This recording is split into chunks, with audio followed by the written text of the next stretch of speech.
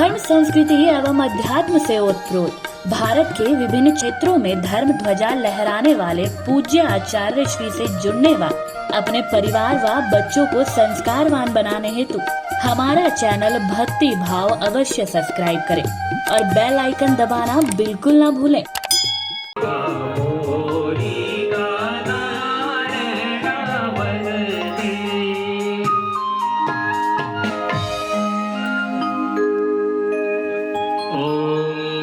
स्वस्ति न इंद्रो वृद्धशर्वाः स्वस्ति नः पूर्वा विश्ववेदाः स्वस्ति नस्तार्क्ष्यो वरिष्ठिर्देवैः स्वस्ति नो बृहस्पतिर्दधातु प्रकदस्व मरुतः वृष्टिमातरः सुमम्। उन्होंने आत्मदेव जी ने निकाला पत्थर, और जैसे पहले गढ़वाल में होता था ना, किसी की लड़ाई होती थी तो क्या होता था, गुस्से से जब कोई मतलब जो कहते सकत नहीं छो तो डूंगा और दिए क्या हुआ, कृष्ण कन्हैया लाल की क्या बचो दिए क्या हुआ, मन नहीं काली दी कौन चार बन क्या दिए क्या हुआ, मन मन चाल कृष्ण कन्हैया लाल की मारना नहीं है, खाली गुस्सा मत डूंगा दिए क्या मैं कपा पढ़ना कृष्ण कन्हैया लाल की।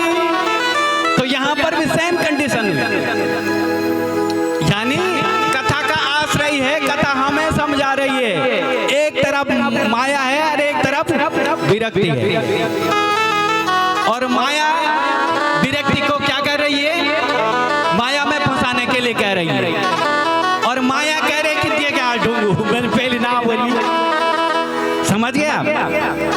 कथा का सार ये कह रहा है कि एक तरफ माया है और एक तरफ विरक्ति। जो संत के भेष में है, संत स्वरूप है, वो है विरक्ति। वो कह रहा मत जा यहाँ, गलत रास्ता है, गलत मतलब मोह माया है सब, ये जग सारा झूठा सपना, और बाकी बिहारी केवल अपना, हमारे कृष्ण मुरारी केवल अपना, बाकी सब झूठा है, जगत सारा झूठा है। तो एक तरफ माया है और दूसरी तरफ विरक्ति। तो ये माया क्या कर रही है, विरक्ति को खींच रही है। अब यहाँ पर संत ने संत को जब बोला देखा नहीं तो मैं आज या तो अपना फोड़ूंगा सर, या तो तुम्हारा ही फोड़ डालूंगा, और मैंने अपना फोड़ दिया तो देख लो उच्च कोटि का वेद पाठी ब्राह्मण हूँ, ब्रह्म बंधुर नहांतव्यम। बोले ब्राह्मण को कभी मारना नहीं चाहिए, वेद कह रहे हैं, शास्त्र कह रहे हैं कि ब्राह्मण को मारना नहीं चाहिए। क्यों, क्या लगता है, ब्रह्म हत्या लगती है। ब्रह्म हत्या का भी अभी आगे प्रसंग आएगा, अगर उसमें घुस गए तो फिर यहाँ कथा यही रह जाएगी, वहीं शुरू हो जाएगी, वहीं से कथा। कृष्ण कन्हैया लाल की। तो अब यहाँ पर जब आत्मदेव जी नहीं माने, इन्होंने ला करके एक संत जो थे उन्होंने एक फल दिया। पहले तो समझाया कि मुंज ज्ञान प्रजा रूपम बलिष्ठो कर्मणो गता विवेकम तु समासाध्य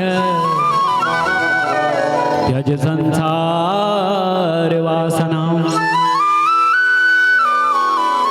हे आत्मदेव जी, इस संसार वासना में मत पड़ो, इस विषय वासनाओं में मत पड़ो कि विवेकम तु समासाध्य। और विवेकी पुरुष जो होते हैं, तत्वदर्शी जो होते हैं, वो संसार चक्र में नहीं पड़ते हैं। उनका धन क्या है कि भज गोविंद गोविंद गोपाल, भज मुरली मनोहर नंदलाल। भजन बाद में गाएंगे, पहले कथा की तरफ भी चलेंगे। भजन कल परसों नरसों आपको खूब सुनाएंगे। जब कृष्ण जन्म हो जाएगा तब आप खाली भजन ही भजन सुनाएंगे, ये भजन वो भजन वो भजन। भजन तो हमारे पंत जी भी बहुत बढ़िया सुनाते हैं, ज्योति भाई बहुत बढ़िया। कथा के बाद भी आप सब श्रवण करेंगे, और बाद में भी कभी समय मिलेगा तो सुनेंगे, लेकिन कथा अभी कथा की तरफ जाएंगे। केवल जोड़ी सरकार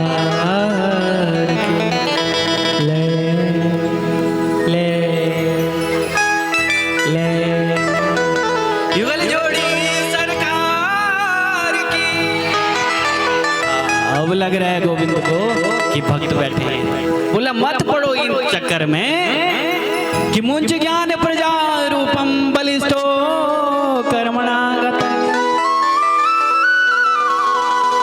चुकी है आज आत्मदेव जी के मुखड़े पर जो चांद जैसा चमक रहा था, इतने खुश थे। और खुशी हृदय अपने आप दिख जाता है, दुखी हृदय भी दिख जाता है। घर आए बड़े प्रसन्नता से इन्होंने धुंधली देवी को वो फल दिया और बोला हमारे घर में भी संतान हो गई। ये चक्कर में पड़ गई भैया कि अब मेरे अगर पेट बड़ा हो गया तो किट्टी पार्टी में कैसे जाऊंगी।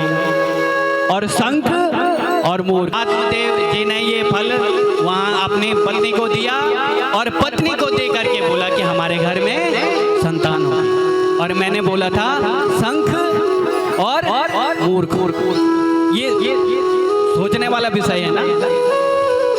यानी कि जीवन में अपना तोल करो, अपना निर्णय करो और जो विचार देना है वो अपना दो। बोलने का आश्रय, किसी को भी कुछ बोलना है या कुछ करना है या घर में कुछ करना है तो अपना निर्णय दो। किसी के बोलने से ज्यादातर माताओं और बहनों का ये व्यवहार होता है, स्वभाव होता है कि पति दगड़ कृष्ण कन्हैया लाल की हैं। अरे बगल में जो रिश्तेदार पड़ोस में आए तैन चाहे बुरु भी बोली हो गई लड़ाई भी हुआ, अपना अकल्याण भी हुआ। यहाँ ये कथा सिखा रही है। गौकर्ण धुंधकारी तो वो निमित्त मात्र है, लेकिन कथा सिखा क्या रही है। जैसे अभी मैंने बोला था एक है माया और एक है विरक्ति और दोनों में संवाद चल रहा है। वैसे यहाँ भी दूसरे के बोलने से नहीं, अपना कॉन्सेप्ट लगाओ, अपना निर्णय तोलो, समझो उस बात को और तब जाके, यानी दूसरे के बहकाव में मत आओ। दूसरे के बहकाव में केवल कौन आता है? शंख। शंख अपने आप बजता है कभी बच जाए जरा नहीं बज। किसके बजने से बजता है? दूसरे के फूंक। जब हम फूंक मारेंगे तब बजेगा। और मूर्ख अपना दिमाग जीरो। अरे ते दीदी तियन बेल फलानी दीदी इनसे बनी। अरे फलानी दीदी बनी तो इनके कम तू सो तो भाई तो इनका कर। ये कथा सिखा रही है। अगर ये उस अपनी बहन के बोलने पे नहीं जाती तो क्या घर में क्या सुंदर भगवान जैसे गौकर्ण इतने बड़े विद्वान आदमी घर में जन्म ले रहे थे, जो संत प्रसाद कि बिनु हरि कृपा मिलही नहीं संता है। जब हरि कृपा नहीं होती तब संत भी जीवन में नहीं आते।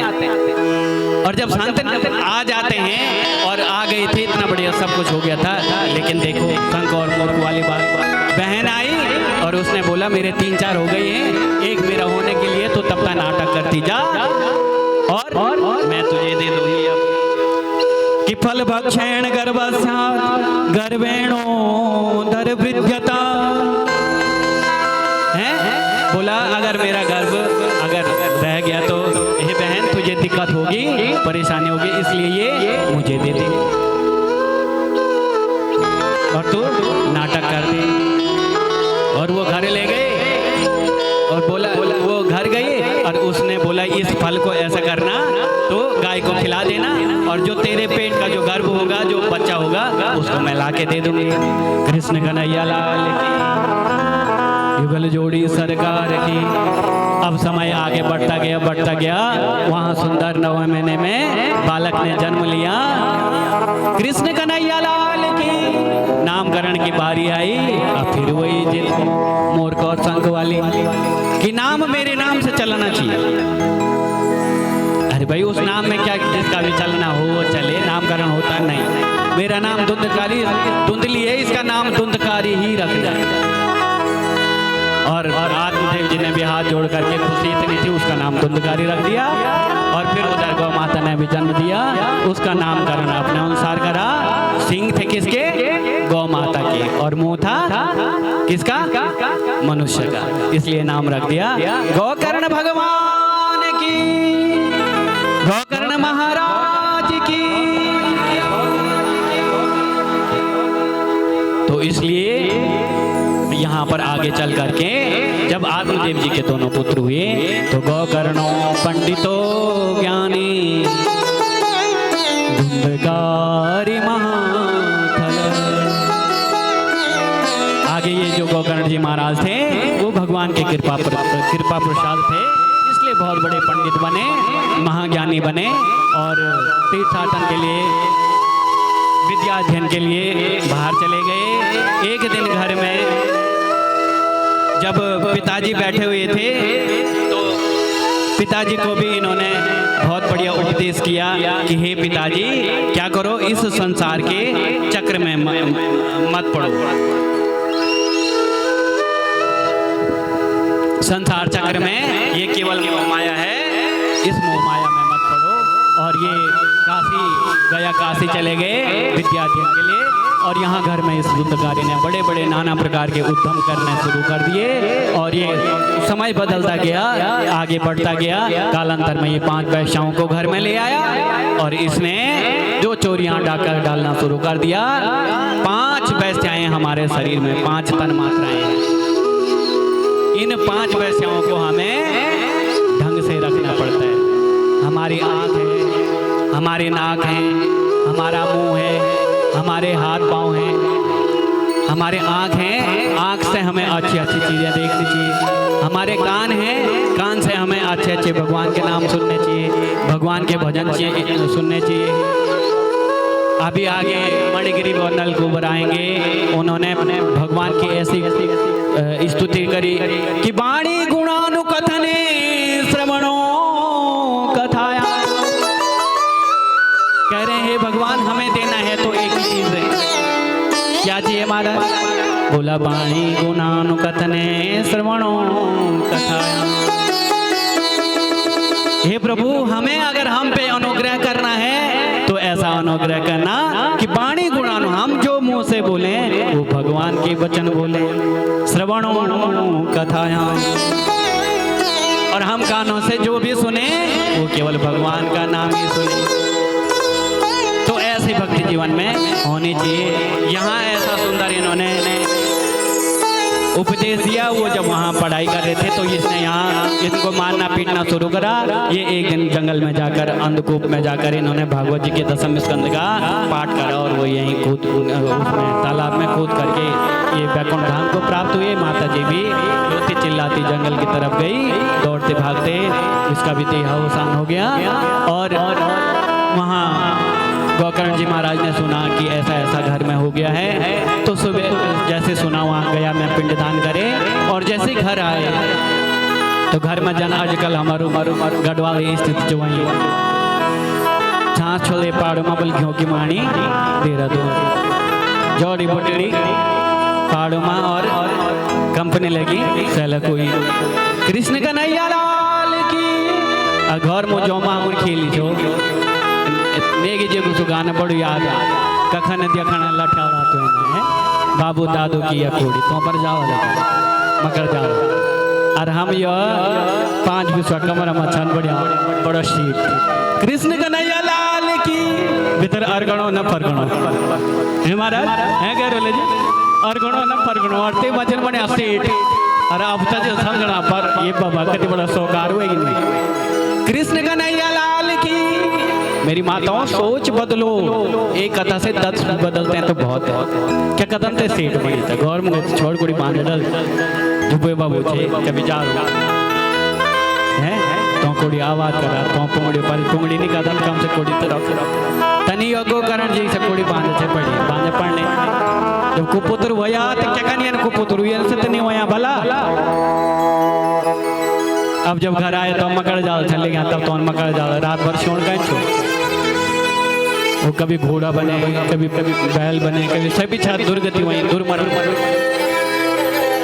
सुबह सुबह उठे गोकर्ण जी महाराज और इन्होंने भगवान सूर्य का ध्यान किया। ध्येयं सदा सवितमंडल मध्यवर्ते नारायणं सरसिजां सनसन विष्टां कि केयूरिमान मकर कुंडलवान किरीटी हरि हिरण्यमय बपो चक्र। ऐसे करके उन्होंने ध्यान करा सूर्य भगवान का कि जपा कुसुम संकासिपे महाद्युतिम तमोवरि सर्व पापाग्नम प्रणीतोऽस्मि दिवाकरः। भगवान सूर्य का ध्यान किया और भगवान सूर्य को बोला ये क्या हो रहा है। तो अपने कमंडल से जल निकाला और अपवित्र पवित्र हुआ, सर्वोस्तांग तो पिवाई ऐसे करके घर में छींटे दिए। तभी वो प्रेतात्मा प्रकट हो गई और बोला अहम भ्राता त्वदीयोऽस्मि धुंधकारी नामत स्वकीयेन विदोषेण ब्रह्मत्वं नासितं मया। हे मेरे भ्राता, मैं तुम्हारा भाई कौन हूँ? धुंधकारी हूँ और अपने कुकर्मों के कारण मैं जो मेरा ब्रह्मत्वम नासितम मया, जो मेरा ब्राह्मणत्व था उसका मैंने नष्ट कर दिया और प्रेत योनि में भटक रहा हूँ। बोला उद्धार कैसे होगा? बोला भगवान सूर्य से पूछो। तो स्वयं सूर्य भगवान नारायण प्रकट भये हैं और गोकर्ण जी ने पूछा क्या करें? बोला श्रीमद् भागवता कथा कि श्रीमद् भागवत ज्ञान रूपी कथा करो। बोला मैं तो पिंडदान कर चुका हूँ। बोला कुछ नहीं होने वाला, दुर्मरण के लिए काशी गया मैं पिंडदान करो, कुछ करो। जो अकाल मृत्यु के ग्रास हो जाते हैं उनके लिए कि धन्यम भागवती व्राता प्रेत पीड़ा विनाशिनी है। ये जो भागवती बात है, बोला श्रीमद् भागवत करो और इन पितरों का सप्ताहो तथा धन्यम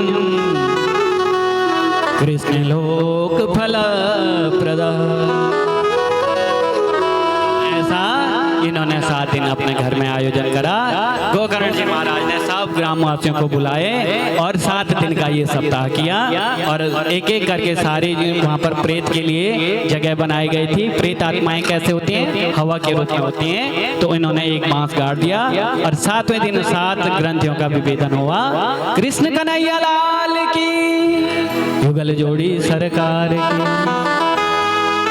और 7 ग्रंथि विभेदन जब हुआ तो इन सबको जितने थे उनको मुक्ति मिल गई। यहाँ पीछे से लोग चिल्लाने लगे, बोला इनके लिए विमान आया, इनको मुक्ति हुई और हम तो ठगे के ठगे रह गए। बोला क्यों? बोला हमें मुक्ति नहीं हुई। बोला इनको नहीं, तुम्हारा दोष है ये। तुमने कथा तो श्रवण की, कथा श्रवण कृत्वा न मननम कृत्वा, लेकिन मनन नहीं किया। अब इसलिए फिर इन्होंने दूसरे श्रावण शुक्ल पक्ष में फिर कथा कराई कि अयोध्या वासिनां सर्वे यथा रामेण सांगता तथा कृष्णेन ते नीता गोलोकम योगी दुर्लभम। फिर इनके लिए भी विमान आया और छोटा सा प्रसंग है कहाँ पर, वहाँ अयोध्या में जब प्रभु राम की लीला स्मरण हो गई थी तो सरयू के किनारे गए, हनुमान जी को पूछा, हनुमान जी ने मना कर दिया कि वहाँ आपका नाम मिलेगा। बोला नहीं मिलेगा। इसलिए हनुमान जी यहीं रहे और सारे नगरवासियों के साथ अयोध्या वासी नाम सर्वे यथा रामेण सांगता कि श्री राम जानकी बैठे मेरे सीने में। तो ऐसे करके वहां पर यथा रामेण सांगता ये सारे जितने बैठे थे इनको वैकुंठ प्राप्त हुआ। ऐसे ये पुण्य देने वाली, भगवत कृपा देने वाले। अब मुझे लग रहा है कि समय भी हो रहे हैं।